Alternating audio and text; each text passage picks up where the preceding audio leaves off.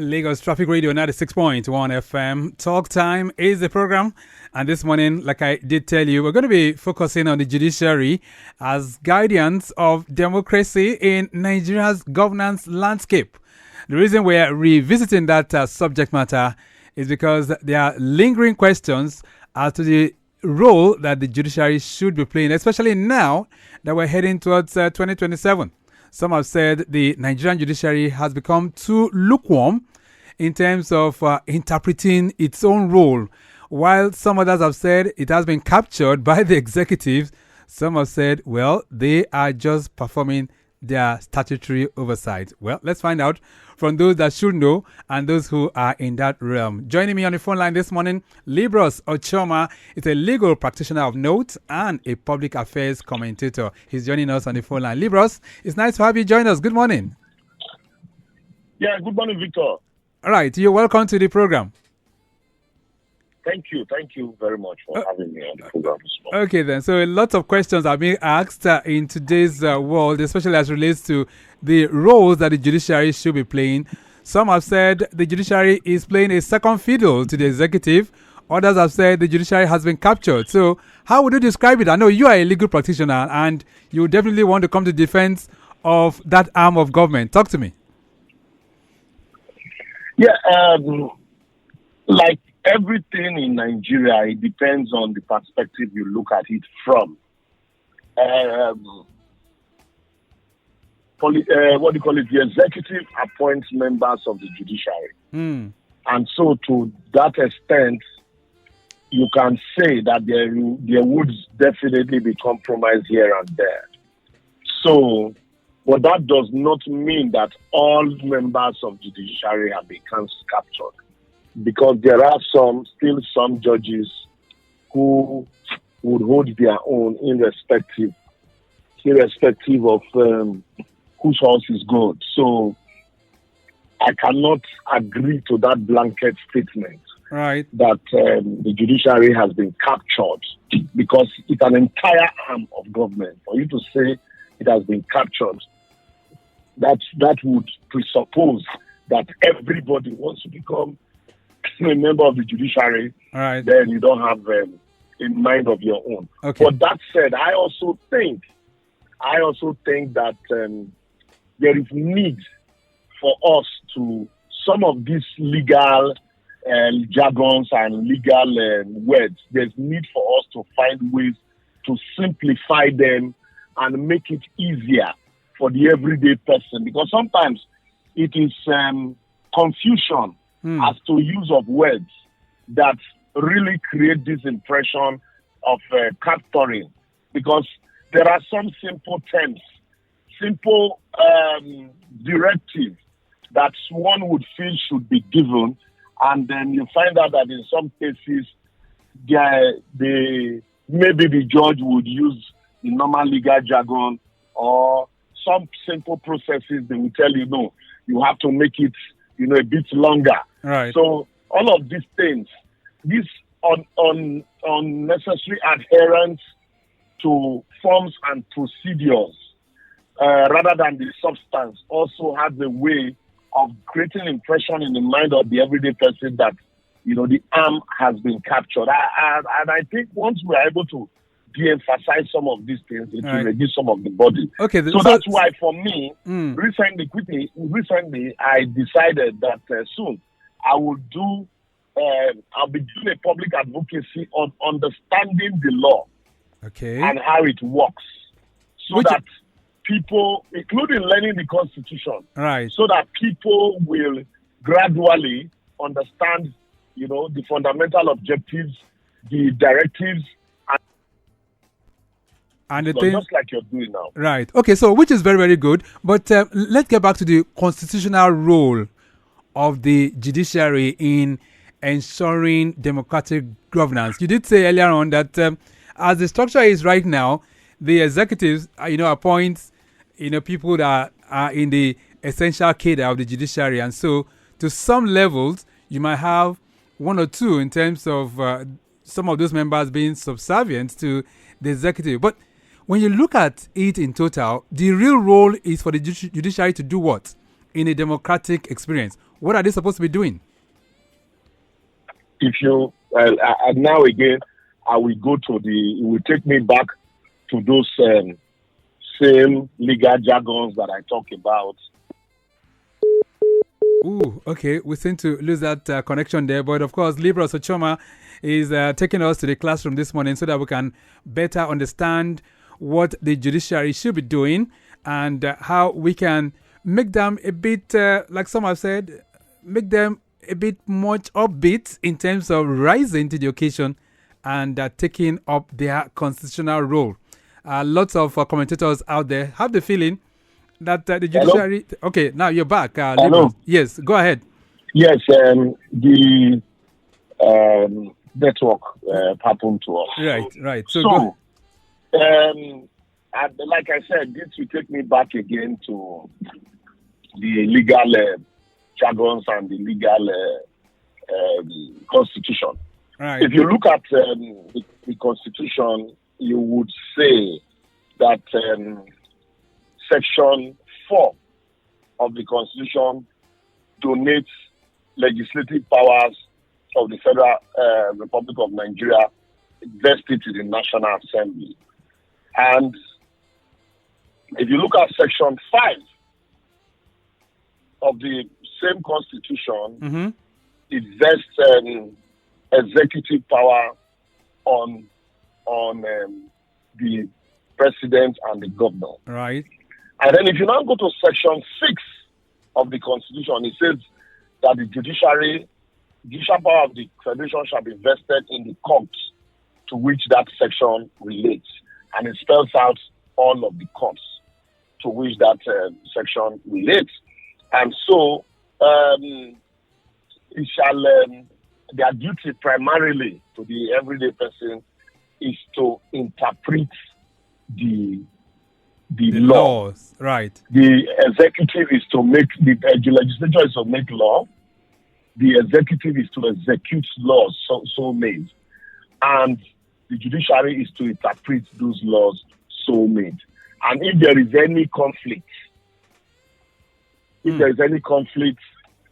those laws so made, it is the responsibility of the judiciary to say this is how that law should be, and that is why we say the law is what the court says it is. The law is what the court says.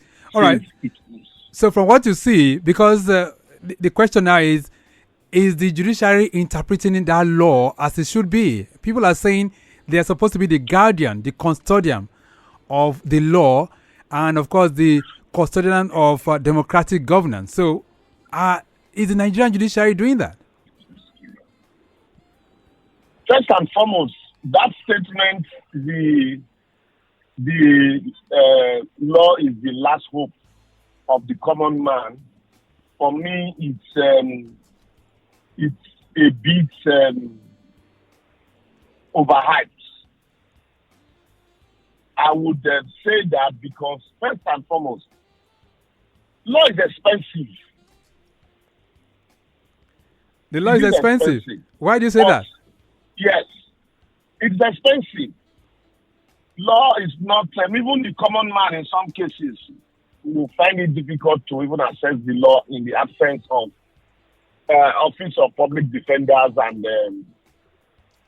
pro bono cases, lawyers, and then the legal aid. Even in legal aid, there's an extent to which the law can even assist you. But if you take it deeper than that it is not just the fact that, when you access the law, it is the way the law will be interpreted, irrespective of who is involved. You would say, ordinarily, the law regulates society. And the judiciary, like my professor of law used to say, Professor Iboni, right, a judge's idea ought to be in the heavens, because that's why they are called milords. Their ideas ought to be in the heavens. They are like God on earth. Right. They hold the key to life and death. They can condemn a man and say, go and kill that person legally. So, to that extent, people who supervise or superintend these laws should be people of high moral standard and integrity. But unfortunately, in our society, not all of them are so. Not all of them. Some will pander to the whims and caprices of people who appointed them, like I said. Right. And some will pander to the vagaries of the society. Oh, things are hard. Oh, you also need to settle your children's school fees and the rest. And so you also want to live like the politician. You want to build mansions. And it's just like teachers of those days who are in the profession for the love of it. Right. Judges should also be like that. But not all. There are some who are appointed by the bearer is from me. Please interview and employ. For Lagos State, you would say, yes, the interview process is rigorous and all of that. But you remember when Olumide Akpata was president of the bar. Right. I always do analogy from people so that it doesn't look as if I'm just the one making this statement. He said, as the president of the NBA, that statutorily was supposed to sit in a committee to interview Court of Appeal judges, and that some of the candidates who were being screened, that he was disappointed that some of them did not even know. Court of Appeal, now I'm not talking about the High Court. Right. Some of them did not know or understand elementary principles of law. So if at that level, it is difficult for some persons to understand the elementary principles of law, and they have to be appointed as judges, and some of them end up becoming judges, what do you expect their judgment and rulings to be? So that's why in some persons, the ordinary man who believes that law should give a direction, law should be a pointer to the way forward in the society, law should regulate, now becomes disappointed where that law is not interpreted or directed in a way that will provide harmony and peace, that will grant a way forward for the progress of the society. All right. But then we now begin to hide under the word technicality. Which is... Oh, it's a technical issue yes, and all of that. Which is very, but very... however, that's not to say... Right. That's not to say that some persons... Because today, we all have political inclination. That's not to say that some persons, when the law is even interpreted, they will not begin to find fault and loopholes in it, no matter how clear or sacrosanct that interpretation is. All right. Just give me 1 second. Just give me 1 second. But we also need to say... Right. Libra, just give me 1 second. This is a flash update coming in from the control room. There is an impediment around Odo Yelaro, and I understand recovery operation just about to commence. Crane and a flat-bodied truck arrived at the scene, and I understand all motorists approaching from Odo Yelaro heading towards Ojota are advised to divert through the expressway just by MRS filling station. From there, you can continue your journey. All right. Motorists coming in from the old toll gate should make a U-turn at Ogudu Bridge, and then you can proceed on your journey from there. Traffic diversions will remain in place pending the completion of recovery operation around that end. But we have the traffic managers, last mile rescue and recovery team presently at the scene for the recovery of the vehicle. So take note of that, those of you that are within that particular corridor. All right, then, Libros, let's continue on this discourse. Now, if you look at the American judiciary, for instance, even though the president has the powers to also appoint judges into their Supreme Court, you recall that very recently, the Supreme Court held a hearing. I mean, they had a ruling on the eligibility of the president to unilaterally declare tariffs on the American, and of course the tariffs he has imposed on those foreign countries that America is doing business with. And then the Supreme Court went ahead to rule that the president went beyond his powers. So if you bring that home to Nigeria, do you think the judiciary that we have today, do they have what it takes to have a ruling that will be against the government, as it were? Unfortunately, that position today, based on some of the political decisions we have seen and some of the issues we have seen, I would answer in the negative, because you find out that the judiciary that we have today, to a very large extent, I don't know why they act that way. To a very large extent, they act as an appendage of the executive arm of government. And that's why, like I said, it's almost as if the government would begin to look for people to appoint to the bench who will pander to their whips and caprices. Even though there are some cases you would say, no, this one is as clear, but there will be issues as to arguments on interpretation. But to a very large extent, I can't say the same thing of our judiciary, because it's almost as if the government, the executive goes to them first to say, you know what, this is the decision we want to take. How do we take it? And then they'll say, okay, do it this way, do it this way. And so when that matter gets to court, the court just interprets and say, no, the government is right. They have the power to so do. And that also has consistently,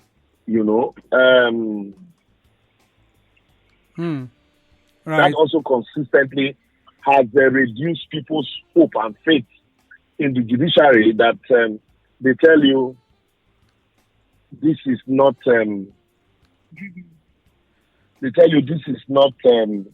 way to go. The kind of judiciary that we see in other clients. Okay. Where the court will put down its foot. Not just on the issue of tariff. Remember, even the Supreme Court in America, when Trump heard that, when Trump, by executive order, refused or nullified the citizenship granted to children born in America. Right. God said, no, you don't have the power to do that.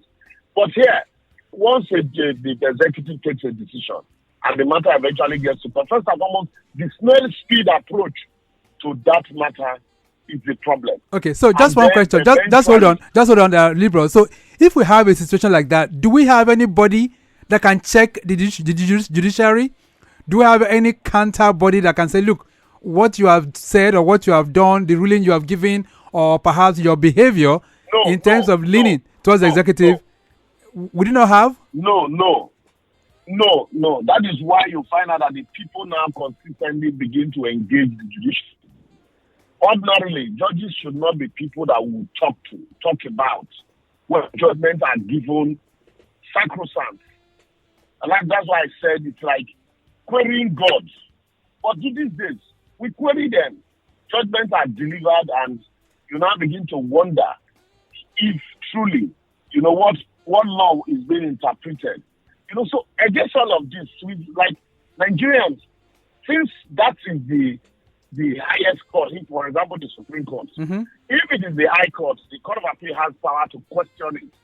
But if it is the Supreme Court, it is final. But they also have agreed that, look, we are final, not because we are infallible, but however, we are infallible because we are final. Right. One would expect, look, I would recognize the fact that at that level, mistake cannot be made.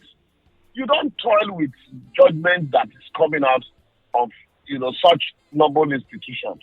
But unfortunately, and people who should even be elevated there, we see people who, it's almost like, yes, you can have families who, because of their involvement and because of the nature of their involvement in law, yes, you find them, at every structure. You say, oh, judges and senior advocates, just like politics.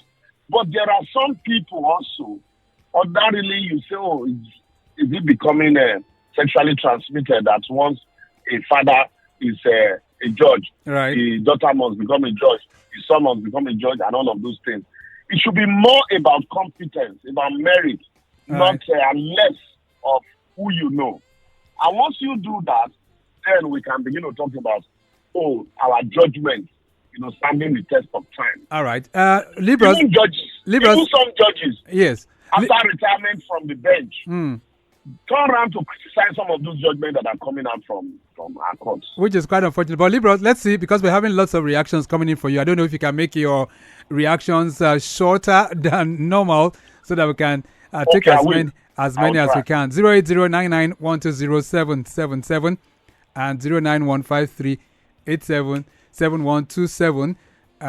There's a message here. Okay, let's see if we can take this one. Hello there, good morning. Hello. Okay. There's a message here. It says, hello, what happens when the government ignores a court ruling? Does the judiciary have real powers? Tunde is sending that one in. But before you even respond to that, Libros, okay, let's take this call. Hello there, good morning. Yeah, good morning. All right, what's your name? Okay, so this is Lekon. Lekon, where are you calling from? Abulegba. Abulegba, go ahead, Lekon. So quick one, I'm confused. If the executive, if they appoint judges, right, of course, based on NJC's recommendation, but they appoint judges, right, how do you expect these judges to be truly independent when the people they are meant to transmit are the ones still appointing them? Please, can you just clarify that for us? Okay, all right. Thanks so much, Lekon, for that. I think Libros has really touched on that earlier on. Yes, if the executive appoints judges, chances are that some of them might become a bit, laid back in terms of giving the accurate judgment. And that is why we're having this kind of situation in Nigeria at the moment. But let me get back to that. I mean, what we're trying to really express here. Hello, good morning. Did I send you yesterday? Yes, good morning. Yes, Ambassador Musba. Yeah, from Mushiya. Libros, how are you doing? I hope Libros listening to me this morning because I have some message to pass to him. Okay. Is coming. Okay, go ahead. Yeah. To me, I don't know who is to blame. Is it the judiciary or the operator? Is it the operator, those who operate, or the judiciary himself? Because I can see the judiciary, the symbol is that a lady justice cover high with salt. Now, what most easy to do in life is to throw blame. I want my brother Libros to tell me one thing this morning. Okay. Who is to blame? Is it the judge or the lawyer? Because no matter what, even the lawyer themselves, if they are the one at the received end, they will start everything out. They will tell you it's normal, it's normal, it's normal. They will argue. After winning the case, they will smile. And the others, even the other side that lose, oh, it's wrong, it's wrong, it's wrong. Just I mean, right. But all I know is that we are in a hurry. Everything will normalize. It's time. Okay. Just I mean, America you are talking today, they still have their own fault in constitution. They still blame as themselves, but they are matured. When the young go matured, when we matured, I don't think they normal. But to me, the lawyer, the judge, they are all involved. Okay. All of them are involved. All right. Thank you so much. Thank you so much. Thank you. Thank you. Libros, Musba is saying, who is to blame? Is it the judge or the lawyer? I mean, in a case, when cases are brought to the judiciary, it's always a case of either the lawyer smiles or the judge smiles. So, who is to blame here? Libros, are you there? Hello, Libros. I can hear you. Can you hear me? Okay, so Ambassador Musba is saying, who is to blame? Should it be the judge or the lawyer? See, we like to shift blame. Yeah. If you do not go to court, will a lawyer file a case? If the matter is not in court, will a judge interpret? You see, sometimes there are some cases, frivolous matters. I have had courts to reject many cases. The person will insist, yeah, we must go court. We must go to court. I will tell you, this matter is frivolous. Some of them will say, this lawyer don't want money. So let's start from the litigant, the everyday person. who believes that everything must go to court, even matters that you can even settle must go to court. That is one. Then you now also blame lawyers that fight frivolous applications, in frivolous cases, because you want money. In some cases, they take unnecessary adjournment. How do you dress up in the morning, get to court and tell court, my lord, due to circumstance, we can't proceed today. We do this, we do that. So some of these things, and then you now come to the judges. They say when a judge sits on trial, the judge is on trial. Okay. Because when a judge is trying a case, the entire world is also trying the judge. Right. So we all of us, Nigerians, see, if you like, remove all the set of judges and lawyers now. Bring in all the new ones. The moment they understand this was the way the former ones were doing it, everybody wants to make money. That is why, even in government, right, the critic of previous government, once they enter government, they begin to do the same thing. Quite unfortunate. When they were in opposition, didn't they criticize the previous government? Today, are they not doing the same thing? Even these ones that are forming opposition today and flexing muscle, if you take them there, they will behave the same way. All right. That is why you find out that members of the National Assembly, the Judiciary, they are from amongst us. So it is not just a question of the lawyers and the judges. Okay. It is all of us. All right. People. Let's get back. Let's get back to the roads now. There's a report of an accident between a truck and a tricycle, which I understand was caused by brake failure at Okekoto, inwards Oniwaya. All right. Men of the Nigerian police from Isokoko police station are very much on ground for evaluation, and of course they will take that to the next level. No casualty involved, and the traffic is still very much under control. 08099120777. The judiciary as custodians of democratic governance in Nigeria's government landscape is what we are looking at. From your assessment, are they performing that role to the very, very point of fulfillment? This one says, please, sir, can judges be completely independent in Nigeria? I have seen few politicians always interfere. Funke from OPIC is sending that one. And Funke, thank you so very much. This one says, good morning, Lagosians. My name is Wilson. Mr. Ochoma, can the judiciary stop elections from being rigged? Or is it just talk? Okay, thank you so much. That's a very, very big question, really. So is that possible, Libros, in 30 seconds? That is why I told you I just said it just now that we are all involved. Take, for example, a man who rigged primaries is complaining that the main election was rigged against him. If you did not manipulate your election list, will the opponent go to court and say, no, this list was manipulated? If you did not compromise your party members by bribing them, will the other party say, no, this man was bribed to use this thing against me? So we just sit down and say, the judiciary. But however, in the same vein, if all of this bribe takes place and the rest, the judge is supposed to look and say, no, you took bribe, you gave, all of you. But however, when a judge, despite all of this, now looks the other way and also collects his own and now begin to favor one against the other. Okay. The judge is also part of the. All right. Libros. Because he's supposed to show a way forward. It's like going to bribe God. Right. Okay. So Libros, what does the law say really about internal party democracy? Because the biggest news this week is, INEC trying to say they are respecting the ruling of the court and refusing to identify with any of the factions of the African Democratic Congress. So what does the law say about internal party democracy? Is the law supposed to be part of it? Are they supposed to be part of it? See, let's take our mind back a little bit.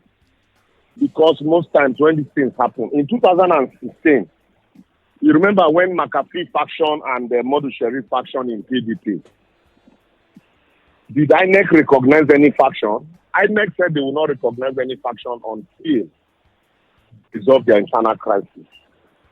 In 2022, in 2022, yes, you had Lamidi Apapa Abure and Enadi Usman Right. fighting for the soul of PDP. Of the Labour Party. Sort of Labour Party. Did INEC recognize any faction? INEC said no, we will not recognize any faction until the court decide otherwise. But however, you can say the APC crisis in 2022 when May Balabuni was made caretaker committee and also even though he was the governor, was made caretaker committee chair even though he was the governor. INEC continued to deal with APC. But however, you can say because there was no factional leader, no other person in APC came out and said, no, I'm the authentic national chairman. You remember, what's this man's name from Rivers? Initially wanted to claim the fact that between Oshomole, when Oshomole left, Right. when Oshomole was removed via an ex parte order, and then the secretary then, because May Balabuni had gone to become governor, the then secretary said he was authentic chairman. At that point, immediately, the National Working Committee of the party dissolved the ESCO and appointed a caretaker committee. There was no, factional leader claiming that, no, I'm the chairman. So, for that, you can say, INEC's failure to de-recognize was because there was no factional leader. So in but this also, case, you can also say maybe because they were the ruling party, they were able to put their house in order. Right. So INEC had be consistent in that regard. Once you have faction, they say no, we will not recognize until the court decide. Especially now, as una Karuna said, go court. No, be INEC Karuna go court. So in that case, I think what the opposition party should do quickly, either ask for accelerated hearing of that case by Tuesday. Now, it's an originating process. You are not calling evidence. It's documentary. Okay. Quickly deal with it so that you can, one way or the other, the court can decide. And on the basis of that court judgment, you can now begin to ask for, take steps. But saying you want to go ahead despite that court order, it might be fatal. Just like in Zamfara. You remember, Right. APC didn't have, leaders in Zamfara, even though they won that election, but the court nullified all of their position, all of them, from the governor, House of Reps, Senator, all of them. Okay. Because All right. they did not comply with INEC directive. We have to leave it at that. Also in Rivers State, Yes. it happened to APC. Yes, so we leave it at that because of time constraints, Libros. Time really not our friend, but we do appreciate you. Lots of comments coming in. Some have talked about the Supreme Court. Do they have the powers to remove elected officials if they break the law? All that and much more. But of course, we look for other times to also have this conversation extensively. But Libros Ochoma, thank you so much for taking us on this excursion this morning. We do appreciate you. My pleasure. Thank you. Okay, then. So Libros Ochoma is a legal practitioner of note. And of course, he's a public affairs commentator. And this morning, he's been able to let us know or perhaps take us on that excursion to reflect on the judiciary as guardians of Nigeria's democratic governance landscape. And of course, we've learned one or two things. We have to go. Akan Hussein has produced the program. I say a big thank you to our social media team, Remy Aluko and Daniel Downsey. Our executive producer is Tayo Akonle. My name is Victor Terry. Have a great day. Bye.